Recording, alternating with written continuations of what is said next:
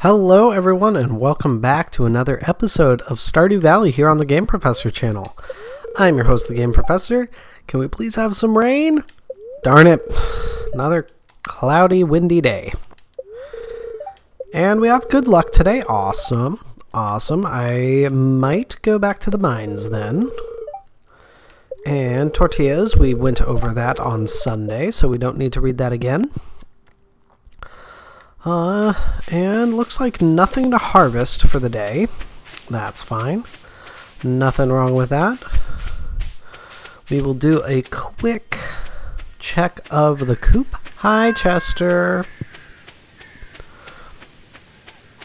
And in case anybody's wondering where the real Chester and Fuzzy are, they are actually behind my background on the couch right now. Quite adorably curled up in their various ways of being curled up. Ah, yes, we have our completed fish pond right now.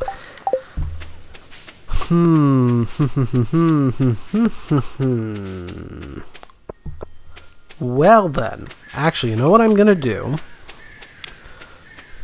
What we're going to do, we are going to fish in the mines for a very specific type of fish. I'm gonna grab a couple more trap bobbers because this is a really tricky fish to get. But what we are going for a lava eel,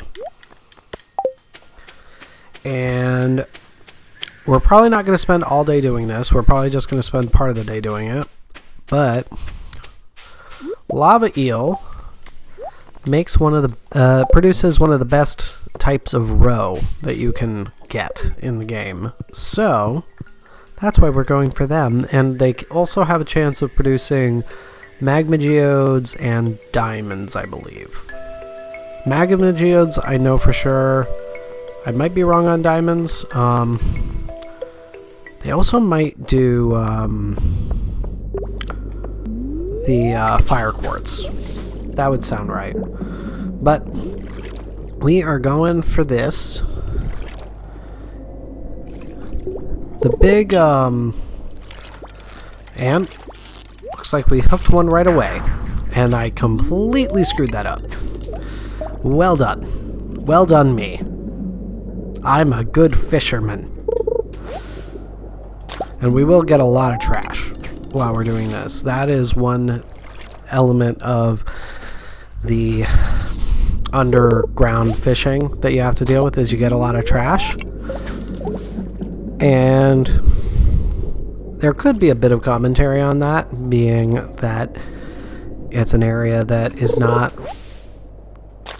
necessarily interacted with that much by humans, but the water flows toward it. So that really much like many of the deep sea areas that have been found to have a lot of trash and microplastics and stuff like that. So I have no idea if that is what Concerned Ape intended with the amount of trash that he put in the mining fishing levels, but that is definitely a way to take it. So hopefully we will get another one quickly, because I would rather not be sitting here just fishing up trash for you all for half an episode. As much fun as it is for me, because I like doing my part to clean up the waterways of Stardew Valley. I know that it's not I know that fishing by itself is already not the most interesting thing to watch. And I know I sound like a broken record, per usual. But I also, I mean, at least when you're actually getting fish, you're seeing a little bit of action. Whereas if I'm just getting trash, you're literally just seeing me pull trash out of the water. So let's get another lava eel on the line. Come on. Lava eel, lava eel, lava eel, lava eel. It didn't listen. Oh, come on. I was hoping with that quick bite it would work. Oh, boy.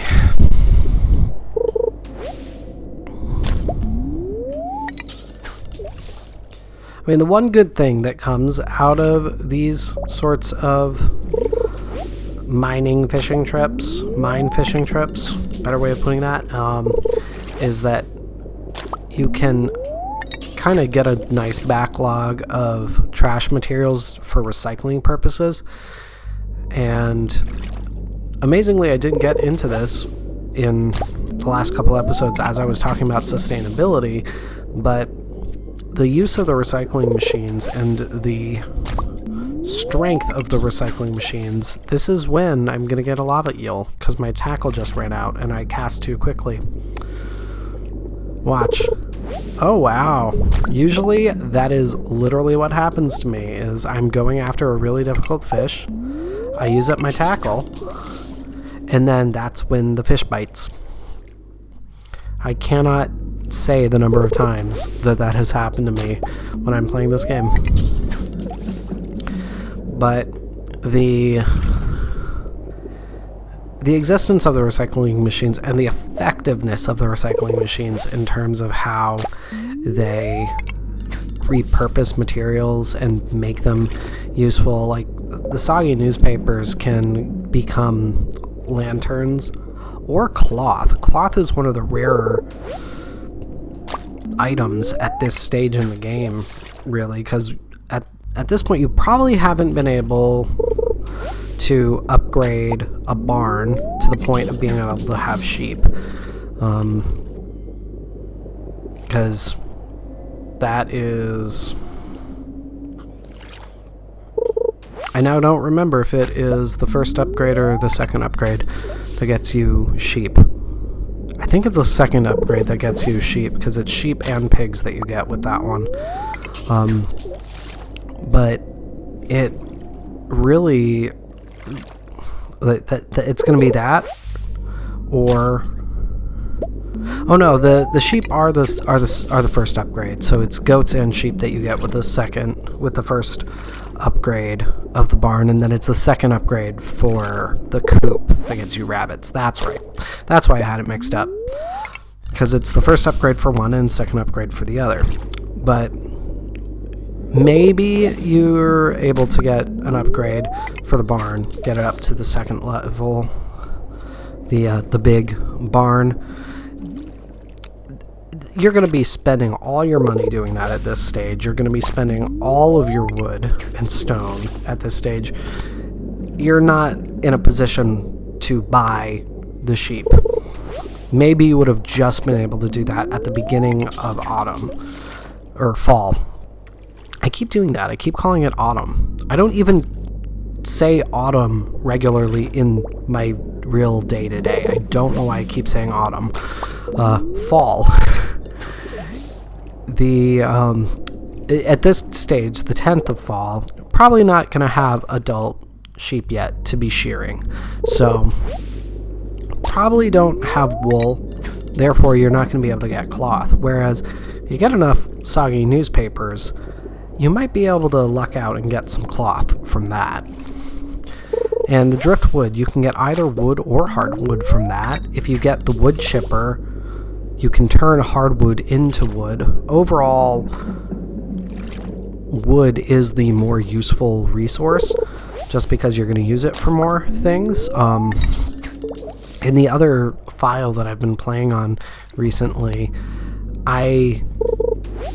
it's the first time that I've actively made the decision, I'm not going to get myself a horse. I'm not going to lie. Whenever I play with a horse, I just feel like I am wasting time by hopping on and off of it. And I know that that's completely in my head. I know that the horse makes you move faster, and it is therefore a really useful thing to have and use within this game. I don't feel like it's doing anything for me, though. And that's just how I feel. Alright. well, we've only had one fish actually bite, so we're going to eat some sashimi and try a bit longer. That'll be good. But what I was saying, in regard to the, why I went from trash to the stable, aka the horse, is I still am getting a lot of hardwood in that playthrough because it is also a Four Corners farm playthrough. So I have the one recurring stump on the farm, and then I have the 5 recurring stumps down in the secret woods. So I'm constantly getting hardwood, but I have a wood chipper that I've been using to help kind of replenish my wood again as I'm trying to build up my kegs specifically in that playthrough. And we'll eventually get to the point where you start seeing me do that here in this playthrough. But because I've actively decided I'm not going to get the horse, I automatically don't have to spend a certain amount of hardwood. So I can just use hardwood as a resource to get myself more wood. And the wood chipper will net you... I don't even know what the average is supposed to be. I've gotten as few as 6 pieces of wood and up to 20, I think. I will admit I'm not always sitting close enough to my TV to know exactly what number I'm getting. I usually only sit where I am right now while playing if I'm recording, just because I end up taking up a lot of space in front of the TV if I'm like this. So, and that's even without my background behind me. So, it's, but back to trash. It's like, I'm very happy to be getting the trash just because I'll be able to recycle it, and Concerned Ape really did a good job making the recycling a viable means of supplementing resources. There we go. Only the second fish we've hooked. Oh, come on. You had to position yourself right at the top. Right at the top is my least favorite place for fish to hang out. I do want to get that treasure chest. Just because I have the most trouble getting the bar to stay there. I'm making it bounce a lot at the bottom right now because I'm not being super careful, because I know this particular fish bounces a lot. But Lava Eel, excellent. So now we have that for our pond, and it's 9:30. So I'm going to go fish in the lake a bit just to actually make some money for the day, because my goodness, get the berry bushes while I'm at it.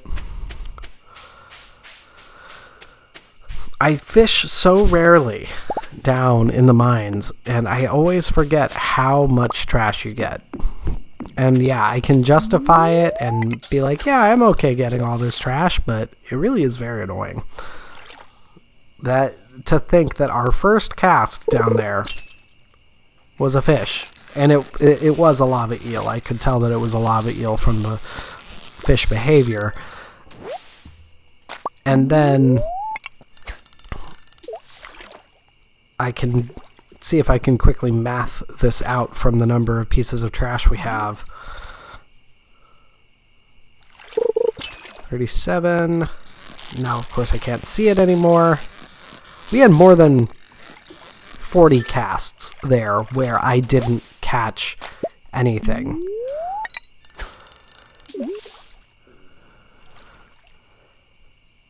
Yeah, 37 plus 16. So yeah, we had more than 50 casts where we didn't catch anything other than trash. That's wild. when you look at how often I will get fish over trash when I'm fishing anywhere else in the game, it's really wild. I don't even think in the sewers you get as much trash as you get in the mines, and that is where you would expect to get trash, really. Like, it's easier to get carp in the sewer, I'm pretty sure, than it is to catch anything in any of the mine fish pools. Alright, it's 11:30. I'm gonna see if I can completely deplete my energy. I think I'll be able to. If it gets really close, whoops, then I screw that up. Yeah, we'll be fine. I should be able to leave here by 1 and be okay. If I'm really concerned, I'll just run back up to the mines rather than running back to the farm. But I think I should be okay. And definitely in a big contrast to our last episode where we did not stay out late at all, we are going right to the wire right off the bat in this episode.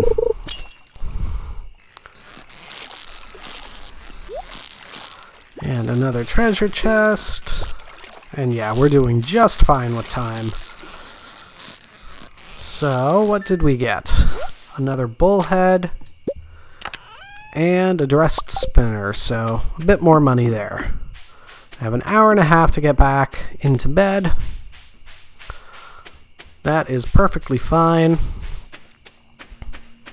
Make sure that I keep this lava eel, because ordinarily I'd run straight down to the fish pond, but I'm going to just make sure that I keep it on my person. And of course, as I'm saying that, that is probably going to indicate that I will, in fact, put it into the shipping container. So that's why I said that, to make sure that I don't put it in the shipping container. Because that's how Murphy's Law works, right? Something like that. Simplify my life, I'll just do that, actually. Pop all those in there as well.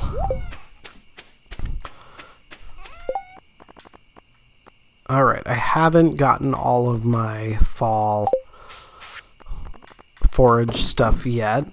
Couldn't remember if I had, so I'll keep all those to make sure that I do get all my fall forage taken care of.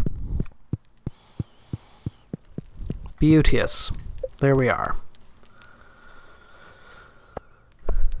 Not a ton of money. $15.29. Not a ton. It's still something though. Every little bit helps with this game. So,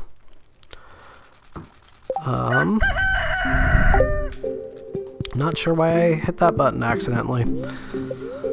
Just habit, I guess. Because I keep having days where I am recording and need to pause between episodes. Another breezy day. Another good humor day. And fish focus, salmon. Salmon return to their spawning ground to fall to lay eggs. That means rivers are chock full of them. You can only find them in fall, so get out there and cast your pole. We've been getting a lot of salmon. Can get some corn. Looks like we have some yams that are ready now. Excellent. Always exciting to see yams. And with it being a better luck day, I do think that now I'm actually going to do a regular old mine trip. Oh, got some eggplant as well. Beautiful. Just gonna get a nice little harvest going.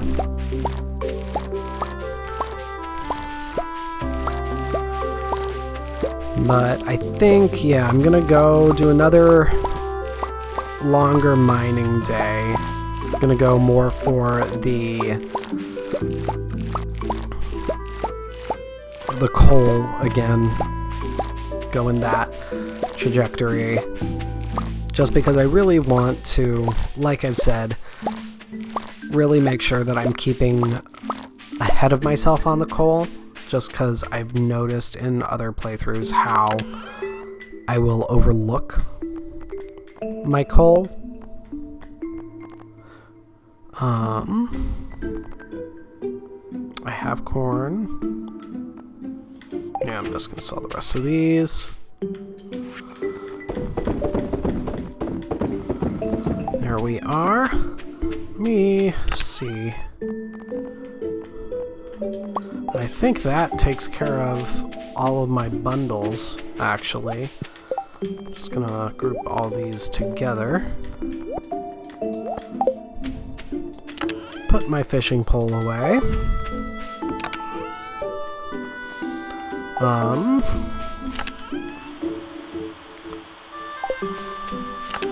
might have to go get some more yam seeds. Yeah. Alright. We'll do that. I will drop the lava eel in the fish pond, like I said I would. Important step to take.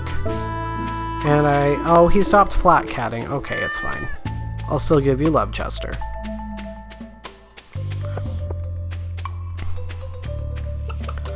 I know I've said it, but my goodness, does this cat model really behave just like the real Chester? It's a little ridiculous. We're feeling pretty good, alright. So, for anyone who doesn't know how the fish ponds work, they can work up to having a maximum of 10 fish per pond, and as you build up that population, you have to complete quests and collect items for them. So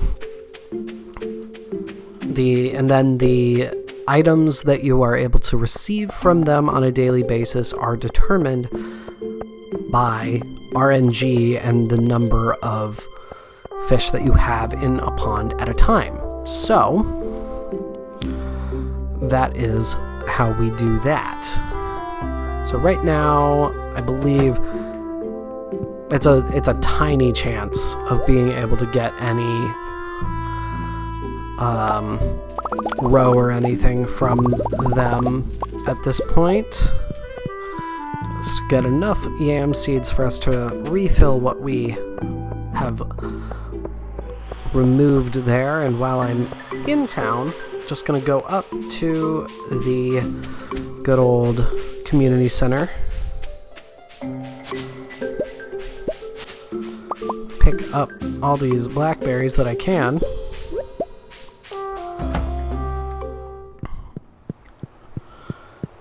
Definitely want to get the forage taken up quickly. Forage taken care of quickly.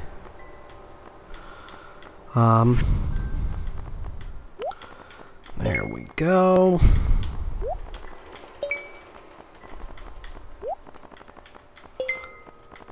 And I don't remember what we get for this. Probably a seed pack. That's usually what it is. Yep, fall seeds. Alright, so I think I'm just going to sell those. There's really only one forage-based seed pack that I like to use, and that's the winter seeds. And the big reason for that is I like to be able to make crystal fruit wine.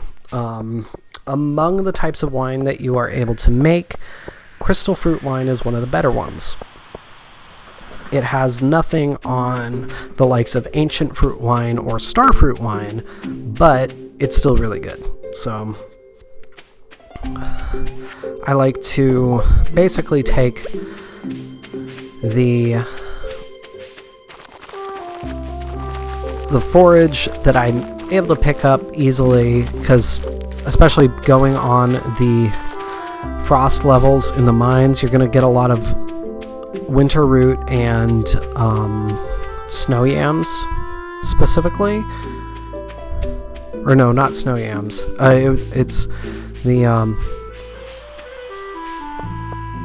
snow yam and crocus are the ones that you have to wait until actual winter. It's the crystal fruit and the winter root. Goodness gracious. Brain. Work for me, please. But because you're already going to get a fair amount of crystal fruit and snow yams and winter root from just completing these frozen levels in the mine, like, you're probably already going to be able to make more winter forage seeds right off the bat as soon as you get them. And it's really a great way to make money, especially if you, like me, go for the forage perk of getting highest quality always. You'll always get iridium quality when you do that. And then in order, one of the perk that you select beforehand in order to get that is to have the chance of doubles. So you're always going to be getting a ton of forage, a ton of extra forage from that. So you're always able to make more seeds than you need to. And we have a lot of dust sprites right now, my goodness. Beautiful. I will always take plenty of coal from you beautiful little dust sprites.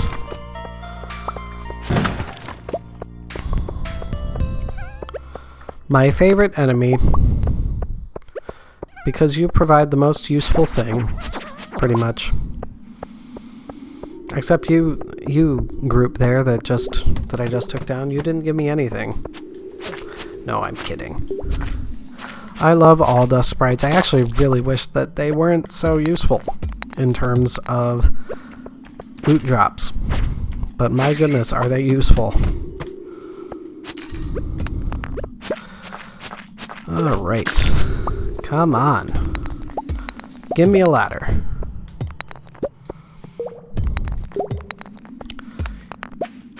Gibt mir ein Ladder.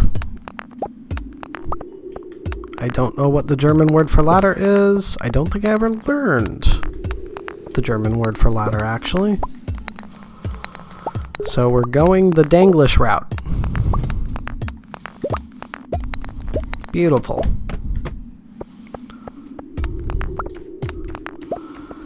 Alright.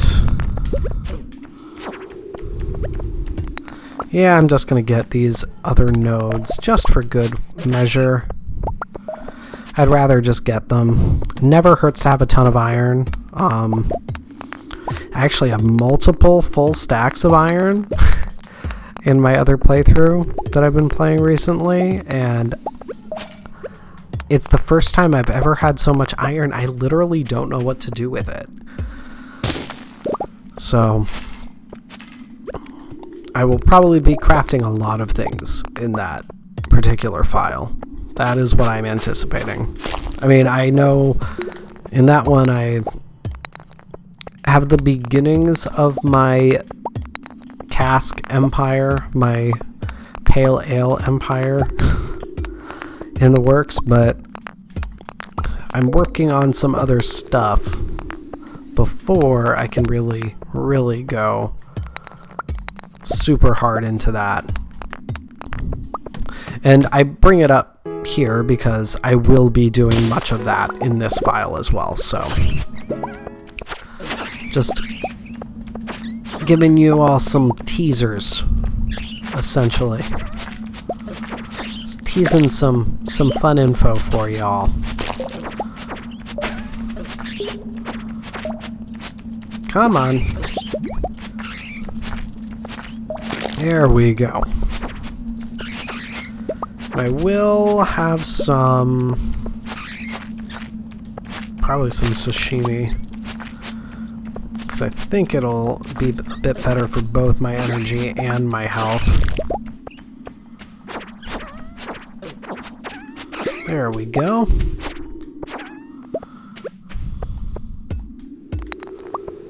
Yeah, we'll just finish off the sashimi.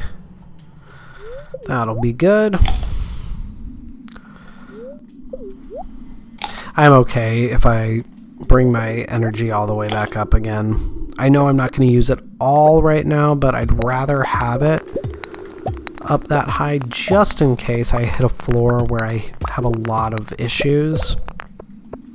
Because I still have, technically, 8 hours before I would pass out, which means that's 8 hours in-game that I could spend down here. You can use a lot of energy in the mines in 8 hours. So I'd always rather err on the side of caution with that. There's our ghost fish. And did I finish off the specialty fish? No, I didn't. That's right, I still need the wood skip and the sandfish for that. So sandfish is the desert or the traveling merchant if she has one, and the wood skip is the secret woods. So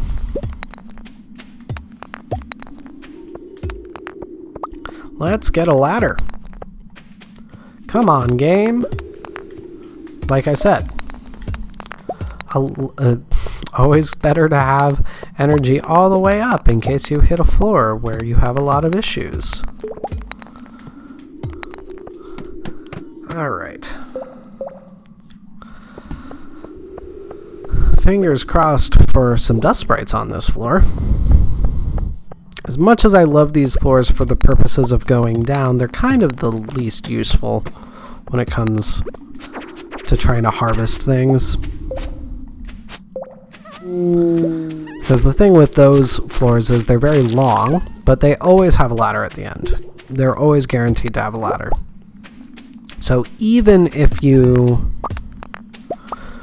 are, say you're in Skull Cavern actually, oh, that is our vampire ring for killing all the bats. Sweet. It's actually pretty exciting. And now I have a feeling, yes, there is a ladder already. So let me go to the ladder. I don't need to keep fighting these bats. I'm not really interested in fighting bats at the moment. Honestly, I'd much rather go for dust sprites. And the vampire ring actually is a pretty good ring. It will give you a little bit of health back for kills. And I know a lot of people will use that to help them when they're doing Skull Cavern runs, which are, as I've talked about frequently, very difficult. The enemies are very difficult, and there's a reason why I will be ensuring that when I start doing Skull Cavern dives, I'm getting the Galaxy Sword before I do that. That's why I'm very glad to have that prismatic shard awaiting me in my mining chest. But because it's so difficult, and because of how hard some of those enemies hit, just having that automatic net back a little bit of or health rather, not energy, is a pretty big plus. I personally, truly, actually, I've talked about the burglar ring now a bit in a previous episode now, and this other playthrough that I've been just kind of playing with on my own time is the first time I've ever used any of the specialty rings that you can get for the Monster Slayer goals. And my god, do I love the burglar ring. Like, give me a chance to have better drops from enemies. Yes, please. I will always take the chance to get better drops.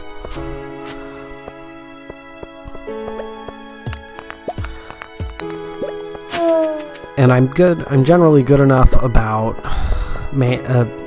like keeping an eye on my health and stuff that I don't usually need something that will net me back some health.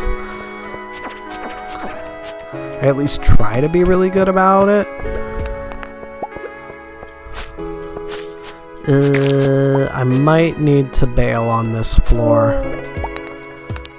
Just because it's one of these twisty floors. And they are the hardest when you're on a time crunch. I also technically have enough stone that I could just make myself a staircase. But I technically don't have any reason to go down. Other than pride.